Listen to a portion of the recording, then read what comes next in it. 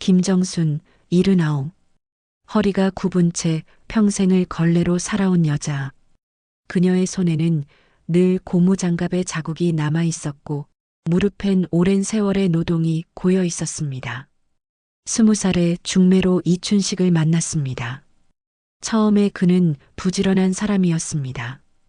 퇴근길 빵 한 봉지, 종이봉투에 든 붕어빵 2마리는 당신 고생 많았어라는 조용한 인사처럼 느껴졌지요. 신혼의 방에는 철제 선풍기와 양은 냄비 하나, 그리고 벽에 걸린 달력에 빨간 볼펜으로 월세 날짜를 크게 동그라미 쳐놓는 생활이 이어졌습니다. 정수는 남편에게 밥상을 차릴 때 김 하나를 꼭 구웠습니다. 반찬이 부실하면 마음이 부실해진다. 그녀에겐 밥상은 체면이자 존엄이었습니다. 그 믿음은 가난보다 오래 버티는 힘이 됐습니다. 첫째 민수가 초등학교에 들어갈 무렵 버스 회사의 구조조정이 시작됐습니다. 남편의 말이 줄었습니다. 집에 들어오는 시간은 더 줄었습니다. 오늘만 한 잔. 그 말이 습관이 되기까지 오래 걸리지 않았습니다. 겨울 새벽 길은 얼어 있었고 눈은 이미 더럽게 눌려 있었습니다. 그날 그는 술에 젖은 채 택시에 치였습니다. 병원 도착 전에 숨이 멎었습니다. 정수는 울지 않았습니다. 울다가는 무너질 것 같아서 그녀는 그날 밤 양말을 뒤집어 빨아 난로 옆에 널어두고 아이들 이불을 한 겹 더 덮어주고 나서야 부엌 문간에 기대어 잠들었습니다. 첫째 민수는 조용했습니다. 신문 배달, 분식집 설거지, 이모 자전거, 수리보조, 작은 일들을 이어붙여 가장의 흉내를 냈습니다. 눈치를 많이 받고 그 눈치가 나중엔 결정 미루기로 변했습니다. 엄마의 괜찮다는 말을 지나치게 믿는 버릇이 생겼습니다. 둘째 영숙은 꾸밈없이 밝았습니다. 무릎 꿇고 앉아도 허리를 곧게 세우는 아이. 엄마, 나 선생님 될래. 하지만 등록금을 감당하지 못해 공장에 들어갔고 파란 작업복 주머니에 사탕 하나를 꼭 넣어 다녔습니다. 힘들 때마다 그 사탕을 빨며 다음 달엔 더 낫겠지를 되뇌었습니다. 막내 명호는 소리를 사랑했습니다. 골목 어귀에서 기타를 치고 버스 정류장 표지판을 드럼처럼 두드리던 아이. 나 서울 갈래. 음악할래. 남긴 말은 짧았고 침묵은 길었습니다. 몇 번의 용돈 부탁 전화 끝에 소식이 끊어졌습니다. 세 자식의 기질은 달라도 그들에게 똑같이 내려앉은 것은 결핍의 공기였습니다. 정수는 그 공기를 밥으로, 국으로, 수건의 온기로 덮었습니다. 그녀에게 돌봄은 드라마도 제사도 아닌 생활의 기술이었습니다. 정수는 하루를 새 동강 냈습니다. 새벽엔 공원 미화, 햇살이 들면 학교 복도 청소, 저녁엔 식당 설거지, 비가 오면 우비를, 눈이 오면 빗자루를, 바람이 불면 허리를 꺼냈습니다. 그녀의 무릎은 날씨를 먼저 맞췄고 어깨는 비 오는 날이면 미리 저녁을 알렸습니다. 청소는 요령이 생기면 빠르고 조용해집니다. 먼지의 결을 눈으로 보고 손으로 기억하는 법. 먼지는 위에서 아래로, 물은 안에서 밖으로. 그녀는 자기 일을 순서로 설명했습니다. 순서가 있다면 내일도 버틸 수 있으니까요. 돈은 통장에 닿을 때 안심이 됐습니다. 새마을 금고 정기적금, 표지에 스카치 테이프가 누렇게 변한 그 한 권은 그녀의 부적이었습니다. 빨간 볼펜으로 적은 숫자들의 옆엔 가끔 작게 동그라미가 쳐져 있었습니다. 그 동그라미는 이 돈은 손대지 말 것이라는 표시였습니다. 가끔 둘째에게 생활비를 건네면서도 그녀는 장부에 적었습니다. 5월 12일 영숙 5만. 사유 독감. 적혀 있어야 준 마음이 흐트러지지 않는다고 믿었습니다. 기록은 기억의 지지대였고 그녀는 나중에 이 장부들을 꺼내보는 것으로 스스로를 다독였습니다. 나는 오늘도 잘했다. 가난이 길어도 기쁨은 사라지지 않습니다. 그녀의 기쁨은 반찬 2가지가 3가지가 되는 순간 김치 속 양념이 손맛대로 깊어지는 11월 라디오 사연이 자신의 사연과 닮아 있어. 사연자님 힘내세요라는 DJ의 멘트를 듣는 밤이었습니다. 봄이면 마당가에 화분을 내놓고 봉숭아를 심었습니다. 손톱에 물을 들이며 손녀에게 말했죠. 색이 빠져도 흔적은 남는 거야. 남는 게 꼭 나쁜 건 아니란다. 그 말은 나중에 상처에도 적용되는 그녀만의 철학이 됩니다. 정순의 하루는 여전히 새벽 4시에 시작됩니다. 알람은 없습니다. 몸이 먼저 눈을 뜨고 무릎이 오늘의 날씨를 알려줍니다. 주전자에 물을 올리고 은색 머그컵에 보리차를 따릅니다. 이른 물은 속을 데우고 첫 걸레질은 마음을 데웁니다. 그녀는 마당 장독대 뚜껑을 손등으로 쓸며 짧게 인사합니다. 잘 있었니? 장독대는 대답하지 않지만 그 무응답의 충실함이 하루를 떠받칩니다. 그녀는 오래전부터 손글씨에 기도를 적어왔습니다. 오늘의 노동에 부끄럽지 않기, 빛내지 않기, 남의 마음 쉽게 판단하지 않기, 돈을 줄 땐 조건 없이 받은 건 반드시 적기. 그녀는 그때 마음속으로 하나를 접었습니다. 기댈 데는 없다. 내가 가장이다. 그 다음 날부터 그녀의 등이 굽기 시작했습니다. 짧고 단단한 문장들. 어떤 날은 그 문장이 그녀를 살렸습니다. 욕설 대신 적고 원망 대신 접었습니다. 기록은 울음의 방향을 돌려 세웠고 그 방향은 늘 다음 날이었습니다. 며느리 효진은 참 친절했습니다. 약 봉투를 날짜별로 나눠 붙여오고 병원 검진 예약도 깔끔하게 잡아주었습니다. 그녀의 친절은 흠잡을 데 없이 완벽했습니다. 완벽함은 때로 예고음 없는 경보가 됩니다. 정수는 그걸 알면서도 모른 척했습니다. 나를 이렇게 챙겨주는 사람이 어딨다고. 고마움은 의심을 조용하게 덮어버립니다. 그리고 어느 날부터 효진은 인감도장 이야기를 꺼냈습니다. 어머니, 혹시 분실하면 큰일 나요. 제가 대신 보관할까요? 정수는 잠깐 망설였지만 그녀의 평생 신념 사람을 의심으로 먹고 살진 말자에 기대어 고개를 끄덕였습니다. 그게 균열의 시작이었습니다. 그날 아침 정수는 창틀을 닫고 장판 끝을 물수건으로 훑고 보리차를 갈아 냉장고에 넣었습니다. 수아가 좋아하는 단무지 무침을 만들어 뚜껑을 닫았습니다. 장독대 뚜껑을 한 번 더 문지른 뒤 대문을 3번 두드렸습니다. 툭툭툭. 그녀는 몰랐습니다. 이 대문이 곧 그녀의 삶에서 밀려날 것이라는 걸, 그리고 다시 그녀가 되찾을 것이라는 걸.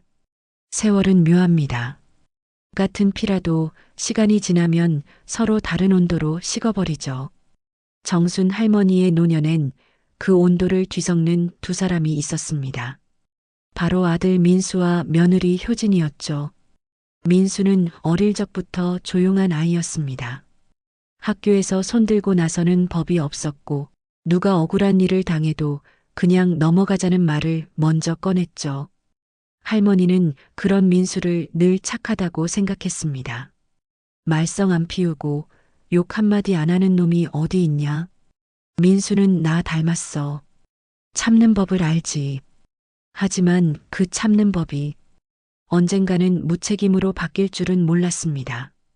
민수는 지방대 경영학과를 나왔지만 운이 따라주지 않았습니다.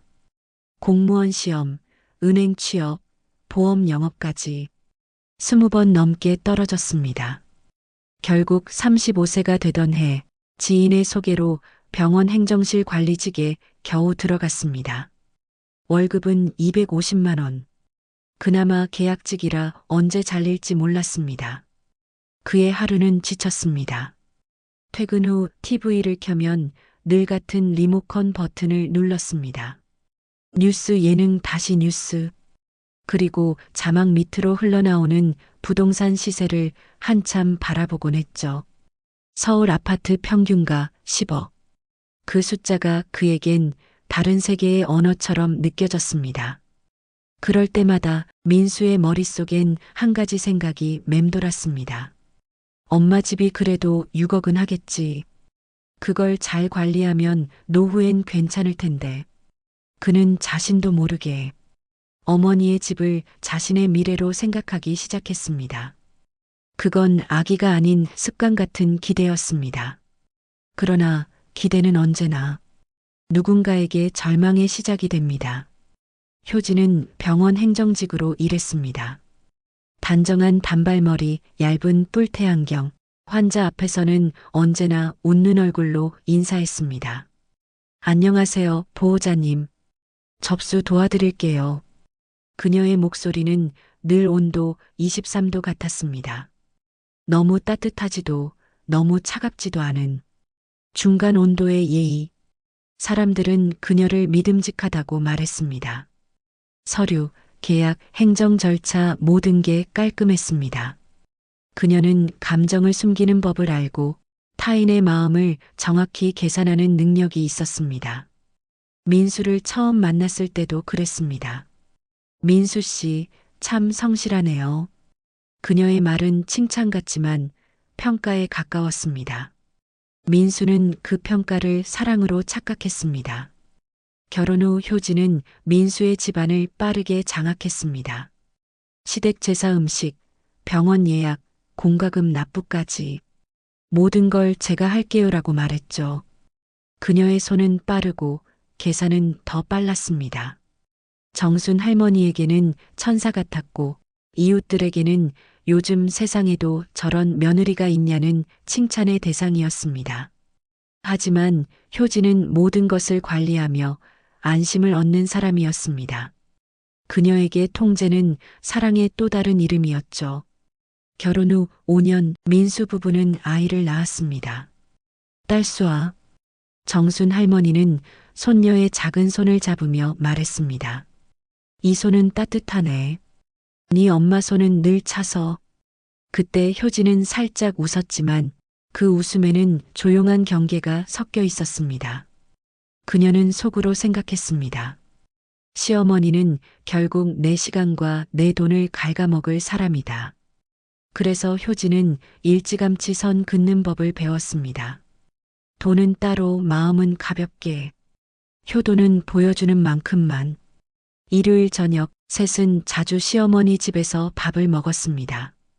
정수는 된장찌개에 애호박을 넣고 김치전 한 장을 부쳤습니다. 효진아, 더 먹어라. 멸치볶음 좀 가져가라. 괜찮아요, 어머니. 다이어트 중이에요. 효진은 늘 미소 지었지만 그 미소는 식탁 위에서만 머물렀습니다. 식사가 끝나면 민수는 설거지 대신 TV를 켜고 효진은 조용히 부엌을 치웠습니다. 정수는 그 모습을 흐뭇하게 바라보며 말했죠. 요즘 며느리들이 다 바쁘다던데 우리 효진이는 효녀야. 그 말이 효진의 귓가에 닿을 때마다 그녀는 웃으며 생각했습니다. 효녀? 아니요, 저는 실용적인 사람일 뿐이에요. 효진은 시어머니의 약 복용표를 만들었습니다. 날짜별로 체크박스를 붙이고 약 봉투마다 색깔을 달리 표시했습니다. 그녀는 관리의 여신이었습니다. 하지만 그 관심은 조금씩 개입으로 바뀌었습니다. 어머니, 치매 검사 한번 받아보세요. 요즘은 초기에 관리해야 한다네요. 어머니, 혹시 인감도장 어디 두셨어요? 요즘 분실 사고 많대요. 어머니, 은행 통장은 제가 같이 보관할까요? 요즘 사기도 많대요. 처음엔 다 배려처럼 들렸습니다. 하지만 그 말들은 모두 한 방향을 향하고 있었습니다. 시어머니의 서류, 재산, 권한. 민수는 이 모든 걸 보고도 말하지 않았습니다. 효진이가 나보다 잘 알아요. 그의 말은 면죄부였고 그 침묵은 공범의 침묵이었습니다. 정수는 조금씩 불안했지만 그 불안을 노인네의 예민함이라며 넘겼습니다. 그녀는 가족을 의심하면 벌 받는 줄 알았습니다. 그래서 믿었습니다. 효진이의 미소를, 민수의 말없음을, 그리고 가족이라는 단어를. 2024년 2월 정수는 독감으로 병원에 입원했습니다. 효진이 근무하던 병원이었죠. 효진은 입원 수속을 도와주며 하얀 서류 뭉치를 내밀었습니다. 이건 입원 동의서예요, 어머니. 여기에 도장만 찍으시면 돼요. 정수는 손이 떨렸습니다. 도장을 찍기 전 잠시 멈칫하며 물었습니다. 이거 나중에 집이나 그런 거랑 상관은 없지? 효진은 눈을 마주치지 않고 말했습니다. 그럼요, 어머니. 그냥 병원 절차예요. 그녀의 목소리는 거짓말의 표본처럼 차분했습니다. 그리고 그날 정순의 손끝에서 찍힌 도장 하나가 50년의 세월을 무너뜨리는 첫 붉은 점이 되었습니다. 그녀는 몰랐습니다. 며느리의 완벽한 친절이 이미 한 사람의 인생을 집어삼킬 계획서로 바뀌어 있었다는 걸. 사람을 속이는 일은 쉽지 않아요. 하지만 믿음을 이용하는 일은 너무 쉽죠. 효진은 바로 그걸 알고 있었습니다. 효진은 병원에서 근무한 지 7년 차였습니다. 그녀의 일은 환자 정보를 정리하고 보호자 동의서를 받는 일이었습니다. 퇴근 후에도 늘 서류를 정리하며 말하곤 했죠. 사람은 종이에 묶여 사는 존재예요. 서류 한 장이 있으면 죽은 사람도 살아나고 서류 한 장이 없으면 살아있는 사람도 사라져요. 그 말은 농담이 아니었습니다. 그녀는 문서의 구조를 완벽히 이해하고 있었습니다. 인감, 위임, 진단, 법정 대리인, 의료동의. 그 단어들은 효진의 머릿속에서 퍼즐처럼 연결돼 있었습니다. 2024년 초 정순이 독감으로 입원하자 효진의 계획은 서서히 현실이 되기 시작했습니다. 처음에는 아주 단순했습니다. 어머니 이름으로 돼 있는 집을 정리해 두자. 혹시 치매라도 오면 문제가 생길 수 있으니까. 하지만 그 단순한 걱정이 만약 그 집이 내 이름으로 되어 있다면? 으로 변한 순간 그녀는 멈추지 못했습니다. 효진의 안사돈, 즉 남편 민수의 여동생 영숙의 시댁 쪽 친척 중에 보험 서류를 대행하는 여성이 있었습니다. 이름은 박명자. 병원 문서 처리 외주를 자주 맡던 사람이었죠. 효진은 명자에게 말했습니다. 이 서류 좀 도와줄 수 있을까요? 요양보험 신청용인데 어머니가 서명을 잘 못하셔서요. 명자는 웃으며 말했습니다. 치매 진단서도 필요할 텐데요. 그건 내가 알아서 해둘게요. 병원 안쪽 라인 있으니까. 그날 밤 효진은 야근을 핑계로 진단서 원본 파일을 복사했습니다. 환자 이름만 김정순으로 바꾸고 날짜를 지난주로 수정했습니다. 경미한 인지 저하 증상 있음. 그 한 줄이 모든 걸 가능하게 만들었습니다. 며칠 뒤 효진은 다시 명자를 만났습니다. 이제 후견인 서류만 만들면 돼요. 어머니 인감도장은 제가 가지고 있어요. 대리 서명으로 처리해요? 아니면 직접 받으실래요? 직접 받는 게 깔끔하죠. 그래야 나중에 문제 없어요. 효진은 자신의 거짓을 완벽히 설계했습니다. 그녀는 법을 어기지 않는 범위에서 법을 속이는 방법을 알고 있었습니다. 2024년 3월 초 정수는 병원 침대에 앉아 있었습니다. 기침이 잦았지만 의식은 또렷했습니다. 그날 오후 효진이 서류 한 뭉치를 들고 왔습니다. 어머니, 이건 입원 서류예요. 보험 청구하려면 이거 도장 찍어야 해요. 그런 건 병원에서 알아서 하지 않니? 요즘은 환자 본인 서명이 꼭 필요해요. 안 하면 병원비가 더 나와요.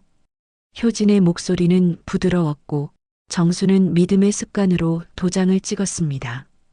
빨간 도장 하나, 그 아래 다시 하나, 그리고 마지막으로 후견인 지정 박효진이라는 글자 옆에 또 하나. 정수는 눈이 침침해 잘 보이지 않았습니다. 그녀는 말했다. 효진아, 글씨가 잘 안 보여. 괜찮아요.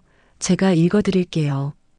효진은 일부러 중간 부분을 빠르게 넘겼습니다.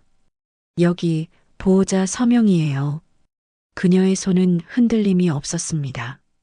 오히려 전문가의 손길처럼 정확했습니다. 서류가 준비된 다음 주, 효진은 은행을 찾았습니다. 후견인 서류 제출하러 왔습니다. 직원은 확인서를 살펴보더니 고개를 끄덕였습니다. 치매 진단 있으시네요. 절차에 문제 없습니다. 그녀는 그날 정순의 통장 3개를 자신 명의의 관리 계좌로 통합했습니다. 요양비 관리 목적이라는 명목이었습니다. 그리고 며칠 뒤 부동산 등기소에서 그녀의 이름으로 된 위임 등기 서류가 접수되었습니다. 모든 게 합법처럼 보였지만 실제로는 위조된 신뢰의 연쇄였습니다. 민수는 그 사실을 모른 척했습니다. 효진이 짧게 말했죠. 어머니 재산은 내가 관리할게요. 혹시 모를 대비니까. 그래, 알아서 해. 그의 말은 짧았지만 그 한마디가 범죄의 문을 열었습니다. 민수는 무능했고 효진은 유능했습니다. 그리고 세상은 언제나 유능한 사람의 말에 설득당합니다. 한 달 뒤 효진은 정순을 차에 태워 외출을 제안했습니다. 어머니, 좋은 데가 있어요. 봄바람 쐬러 가요. 정순은 가벼운 외투를 입고 따라 나섰습니다. 차는 도시 외곽으로 향했습니다. 창밖엔 벚꽃이 흐드러졌지만 정수는 어딘지 불안했습니다. 한참 후 도착한 곳은 요양원이었습니다. 간판엔 평화노인 전문 요양센터. 여기가 뭐 하는 데냐? 잠깐만 계세요. 집 공사도 해야 하고 어머니 혼자 계시기 위험하잖아요. 효진은 미소를 지었습니다. 그 미소에는 죄책감 대신 안도감이 담겨 있었습니다. 이제 끝났다. 정수는 며칠 동안 울지 않았습니다. 오히려 멍하니 창문을 바라보며 내가 도장을 내가 준 거네. 그 말만 반복했습니다. 그녀의 삶을 송두리째 뒤바꾼 건 칼도 총도 아닌 빨간 인주와 종이 한 장이었습니다. 그 주 효진은 부동산을 찾아갔습니다. 김정순 명의의 단독주택, 위임 등기 완료됐습니다. 중개인은 말했습니다. 축하드려요. 이제 이 집은 사모님 명의네요. 효진은 웃으며 대답했습니다. 네, 이제 진짜 제 집이네요. 그녀는 휴대폰을 꺼내 셀카를 찍었습니다. 뒷배경엔 정순의 흰 담벼락이 있었습니다. 그 사진엔 아무 죄도 보이지 않았습니다. 성공만 보였죠. 그날 밤 효진은 가족 단톡방에 이렇게 썼습니다. 이제 어머니는 요양원에 잘 계세요. 걱정 마세요. 다 처리했어요. 민수는 짧게 답장을 보냈습니다. 수고했어. 그리고 핸드폰을 뒤집어 놓은 채 한숨을 쉬었습니다. 이게 정말 효도일까? 그는 스스로 묻지 않았습니다. 묻는 순간 죄가 되니까. 그녀는 모든 걸 가졌습니다. 도장, 서류, 법의 이름, 그리고 남편의 침묵까지. 하지만 세상에는 아무리 감춘 거짓이라도 작은 틈새로 빛이 들어오는 순간이 있습니다. 그 빛은 아직 오지 않았지만 이미 어딘가에서 시작되고 있었습니다. 사람은 버려질 때 소리를 내지 않습니다. 진짜 버려지는 순간은 누가 문을 닫고 나간 뒤 찾아오는 침묵의 시간입니다. 정수는 창문이 좁은 방에 앉아 있었습니다. 창문 밖에는 똑같은 건물, 똑같은 철문, 그 위로 까치 한 마리가 앉아 있었습니다. 어머니, 여기서 조금만 쉬세요. 효진은 그렇게 말하며 미소를 지었습니다. 그녀의 손에는 서류가 들려 있었고 입가엔 해방된 사람의 안도감이 번졌습니다. 잠깐만이라며 데리고 왔는데 여긴 왜 이렇게 문이 많냐? 요양원은 그래요, 어머니. 어르신들 안전 때문에. 효진은 시계를 흘깃 보더니 가방을 닫았습니다. 저희도 곧 이사라서 조만간 연락드릴게요. 그녀는 문을 닫았습니다. 문이 닫히는 소리가 유난히 컸습니다. 정수는 천천히 손끝으로 침대 모서리를 쓸었습니다. 내가 여기에 사는 건가? 그녀의 눈앞엔 낡은 커튼, 그리고 벽에 붙은 이름표 한 장. 입소자 김정순 79. 그 글자를 보는 순간 그녀는 세상에서 제일 슬픈 문장을 떠올렸습니다. 나는 이제 아무의 어머니도 아니구나. 하루는 길었고 밤은 더 길었습니다. 아침에는 미음 한 그릇, 점심엔 죽 한 숟가락. 간병인은 김할머니 약 드셔요라며 무표정한 얼굴로 약을 건넸습니다. 그녀는 그 이름이 싫었습니다. 김할머니. 그녀는 이름으로 불리고 싶었습니다. 나는 김정순이야. 그녀는 속삭였지만 아무도 듣지 않았습니다. 하루는 TV에서 뉴스가 흘러나왔습니다. 고령자 후견인 제도, 보호자 동의로 간편 신청 가능. 그 문장을 듣는 순간 그녀는 가슴이 철렁했습니다. 후견인 효진이 그랬지.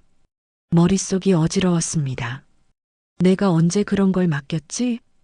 도장 찍던 날 붉은 인주가 떠올랐습니다. 손끝이 식었습니다. 그녀는 허공에 대고 중얼거렸습니다. 내 집 돌려줘. 하지만 돌아온 건 창문 밖 까치의 울음소리뿐이었습니다. 손녀 수아 17세는 어느 날 이상한 걸 느꼈습니다.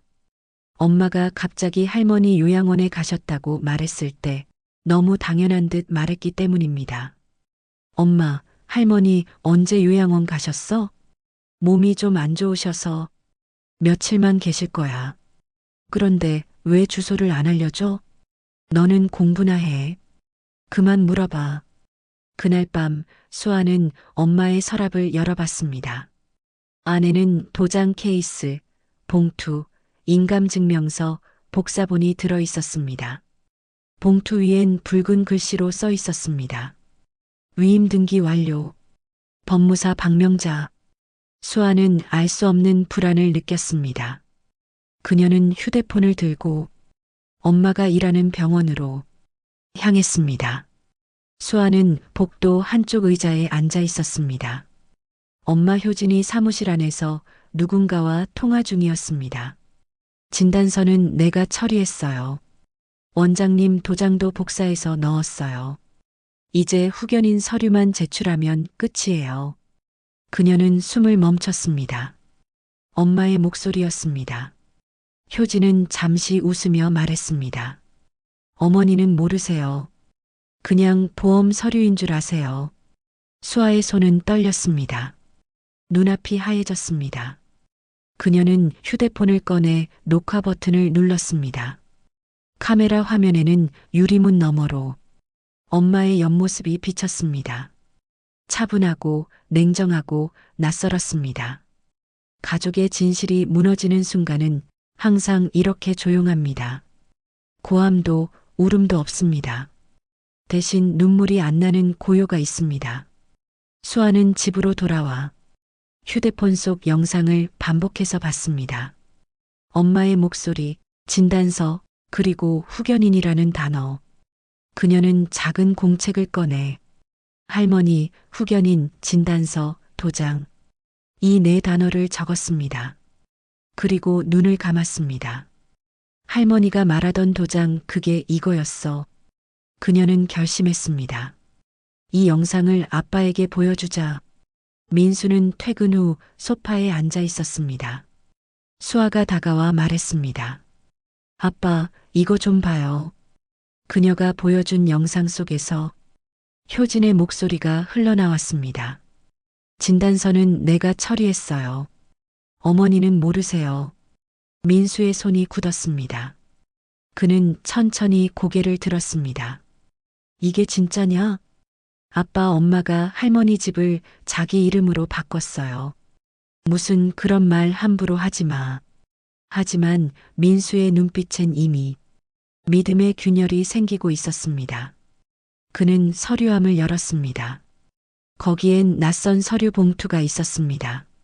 소유권 이전 등기 완료 통보서, 소유자 이름 박효진. 그는 그대로 주저앉았습니다. 손으로 얼굴을 감싸며 중얼거렸습니다. 내가 내 손으로 어머니를 팔았구나. 진실은 언제나 조용히 찾아옵니다. 소리도 없이 문틈으로 스며들어 숨쉬는 사람의 가슴을 붙잡죠. 이제 17살 손녀의 작은 손이 한 가정을 뒤흔들 준비를 하고 있었습니다. 세상에는 무기보다 강한 진실이 있습니다. 그건 침묵하던 사람이 말을 꺼낼 때 생기는 용기의 소리입니다. 수아는 영상을 경찰서 민원 창구에 제출했습니다. 손이 떨렸지만 눈빛은 단단했습니다. 이 영상 제 엄마가 시어머니를 속이고 재산을 빼앗은 증거예요. 경찰은 처음엔 믿지 못했습니다. 하지만 영상을 보는 순간 공범의 이름이 또렷이 들렸습니다. 진단서는 내가 처리했어요. 후견인 서류만 받으면 끝이에요. 그 목소리, 병원명, 날짜, 서명 모든 게 완벽한 증거였습니다. 며칠 뒤 효진은 출근길에 경찰에게 체포되었습니다. 박효진 씨 사문서 위조 및 재산 편취 혐의로 체포합니다. 효진은 놀란 눈으로 경찰을 바라봤습니다. 무슨 소리예요? 저는 가족을 보호하려고 한 건데. 그럼 법정에서 말씀하시죠. 그녀는 순식간에 세상 모든 카메라가 자신을 향한 듯한 착각에 휩싸였습니다. 완벽하다고 믿었던 인생이 한 소녀의 핸드폰 하나에 무너지고 있었습니다. 악은 거창하게 무너지지 않습니다. 단지 들키는 순간 조용히 부서질 뿐입니다. 정수는 법정에 섰습니다. 굽은 허리를 펴고 천천히 증인석으로 걸어갔습니다. 그녀의 손에는 여전히 갈라진 굳은 살이 남아 있었습니다. 판사가 물었습니다. 피해자 김정순 씨, 이 서류가 본인 도장입니까? 정수는 서류를 바라보다가 천천히 말했습니다. 맞아요. 내 도장이에요. 하지만 난 그게 무슨 서류인지 몰랐어요. 난 내 며느리를 믿었으니까요. 그 한마디에 법정이 조용해졌습니다. 그녀의 목소리는 작았지만 진실의 무게가 있었습니다. 효진은 변호사를 사이에 두고 억울함을 주장했습니다. 어머니가 기억을 잘 못하세요. 저는 보호하려고 했을 뿐이에요. 그녀의 목소리는 여전히 단정했지만 눈빛은 흔들렸습니다. 그때 판사가 영상을 틀었습니다. 법정 스피커에서 그녀의 목소리가 울렸습니다. 진단서는 내가 처리했어요. 어머니는 모르세요. 그 순간 효진의 얼굴이 하얗게 질렸습니다. 변호사는 아무 말도 하지 못했습니다. 판사가 차분히 말했습니다. 이건 보호가 아니라 기만입니다. 수아는 증인석에 섰습니다. 작은 손에 쥔 휴대폰을 꼭 잡으며 말했습니다. 저는 엄마를 존경했어요. 그런데 할머니가 울던 목소리를 듣고 깨달았어요. 잘 산다는 건 돈이 많은 게 아니라 사람답게 사는 거라는 걸요. 그녀의 말에 법정 여기저기서 눈물을 훔치는 사람이 있었습니다. 정수는 천천히 손녀를 바라보며 미소 지었습니다. 그 미소에는 오랜 절망 끝에 빛이 있었습니다. 판사는 판결문을 읽었습니다. 피고 박효진, 유죄. 징역 4년, 집행유예 없음. 법정 안에 숨이 멎은 듯한 정적이 흘렀습니다.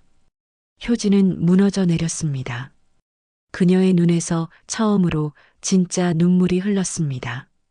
그 눈물은 후회가 아니라 패배의 눈물이었습니다. 정수는 자리에서 일어났습니다. 판사님, 판사가 고개를 들었습니다. 저 사람 용서하지 않아요. 그렇지만 나도 미워하지 않겠어요. 그 미움이 날 또 잡아먹을 테니까요. 그녀의 목소리는 단호했고 그 순간 모든 사람이 고개를 숙였습니다. 몇 달 뒤 정수는 되찾은 집 앞에 섰습니다. 그날은 맑은 봄날이었습니다. 대문에 새로 달린 명패엔 이렇게 적혀 있었습니다. 김정순의 집. 그녀는 장독대를 닦으며 혼잣말했습니다. 이 집은 돈으로 산 게 아니야.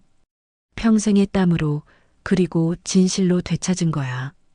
그녀는 마당 한쪽에 작은 표지판을 세웠습니다. 거짓은 잠시 머물고 진실은 결국 돌아온다. 그녀는 복수했습니다. 법의 이름으로 그리고 자신의 존엄으로. 누군가는 말하겠죠. 노인이 무슨 복수를 하냐고. 하지만 진짜 복수는 상대의 삶을 부수는 게 아니라 내 삶을 다시 세우는 일입니다. 정수는 손녀 수아에게 말했습니다. 수아야, 고맙다. 넌 내 인생의 마지막 봄이야. 수아는 웃으며 할머니 손을 꼭 잡았습니다. 할머니, 이제 진짜 집이에요. 다시는 빼앗기지 마요. 정수는 미소 지었습니다. 걱정 마. 이번엔 내 이름으로 문을 잠글 거야. 누군가를 속이는 사람은 결국 자신을 속입니다. 하지만 누군가를 믿은 사람은 끝내 세상을 이깁니다. 이 이야기는 도장을 찍었던 여자의 복수가 아니라 존엄을 되찾은 한 인간의 이야기입니다. 사람은 두 번 태어납니다. 한 번은 세상에 태어나고 한 번은 스스로를 용서할 때 다시 태어납니다. 김정순, 79. 그녀는 지금 두 번째 인생을 살고 있었습니다. 정수는 매일 아침 새벽 4시에 눈을 뜹니다. 그 습관은 50년 동안 바뀌지 않았습니다. 하지만 예전과 달라진 게 하나 있습니다. 이제는 더 이상 남의 집을 청소하지 않습니다. 대신 자신의 집을 닦습니다. 그녀는 장독대 뚜껑을 닫고 마루 끝 먼지를 털어내며 중얼거립니다. 그래, 세상은 더럽지만 마음은 깨끗할 수 있지. 햇살이 장판 위로 부드럽게 스며들었습니다. 그 빛이 마치 너 잘 견뎠다고 말하는 것 같았습니다. 그날 대문 밖에 낯선 그림자가 섰습니다. 민수였습니다. 그는 수척해진 얼굴로 문 앞에 서 있었습니다. 어머니, 왜 왔냐? 죄송합니다. 너무 늦었어요. 그녀는 아무 말 없이 그를 바라봤습니다. 잠시 후 빗자루를 세워두고 말했습니다. 배고프지? 들어와라. 민수는 조용히 고개를 숙였습니다. 그날 저녁 모자는 마주 앉아 된장찌개를 나눴습니다. 말은 많지 않았지만 국물 속에는 눈물보다 짠 용서가 녹아 있었습니다. 정수는 숟가락을 내려놓으며 말했습니다. 효진이 감옥 가도 너는 내 아들이야. 하지만 다시는 내 집에 거짓말 들여놓지 마라. 민수는 눈을 감고 대답했습니다. 그럴게요, 어머니. 이번엔 진짜. 수아는 어느새 고등학교를 졸업했습니다. 대학 입학 통지서를 들고 할머니를 찾아왔습니다. 할머니, 나 법대 붙었어요. 정수는 놀라며 물었습니다. 법대? 응. 나 나중에 변호사 돼서 약한 사람 도와주는 일 할 거야. 할머니처럼 억울한 사람 더는 없게. 정수는 눈시울이 붉어졌습니다. 그래. 내 손녀가 정의를 하는 사람이 되겠구나. 그녀는 수아를 꼭 안았습니다. 그 품 안에서 들리는 심장 소리가 이제는 슬픔이 아니라 희망의 박동처럼 느껴졌습니다. 며칠 뒤 정수는 마을 주민센터를 찾아갔습니다. 직원에게 서류를 건네며 말했습니다. 주소지 이름 바꾸려고요. 직원이 고개를 들었습니다. 어르신, 현재 명의자 이름이 김정순 씨로 돼 있는데요. 맞아요. 근데 그 밑에 한 줄 더 써주세요. 무슨 문구요? 정수는 천천히 말했다. 이 집은 눈물로 되찾은 집입니다. 직원은 놀란 눈으로 그녀를 바라봤습니다. 그게 복수예요. 정수는 미소를 지으며 덧붙였습니다. 나쁜 사람들한테 욕 안 해요. 내가 다시 살아서 보여주는 게 복수지. 그녀는 도장을 찍고 서류를 접었습니다. 이번엔 아무도 속이지 않았고 그 도장은 진실 위에 찍힌 도장이었습니다. 그날 저녁 정수는 툇마루에 앉아 노을을 바라봤습니다. 하늘은 붉었고 그 빛이 그녀의 흰 머리를 비쳤습니다. 그녀는 조용히 혼잣말했습니다. 이제야 알겠네. 복수는 남을 무너뜨리는 게 아니라 나를 다시 세우는 거였구나. 그녀는 미소 지으며 눈을 감았습니다. 멀리서 수아의 웃음소리가 들렸습니다. 그 웃음이 바람을 타고 집 안으로 흘러들었습니다. 그 소리 속에서 정수는 속삭였습니다. 나는 이제 괜찮다. 사람은 누구나 한 번쯤 빼앗깁니다. 돈일 수도, 믿음일 수도, 이름일 수도 있죠. 하지만 그걸 되찾는 건 법이 아니라 포기하지 않는 마음입니다. 김정순, 그녀는 단순한 피해자가 아니었습니다. 그녀는 존엄이라는 이름으로 세상에 맞선 사람이었습니다. 이 이야기는 한 노인이 세상에 되돌려준 정의의 기록이었습니다. 믿음이 깨져도 사랑이 남고 재산이 사라져도 존엄은 남습니다. 오늘의 이야기가 마음에 닿았다면 좋아요와 구독으로 다음 이야기를 함께 지켜주세요. 진실은 잊혀져도 기억은 남습니다.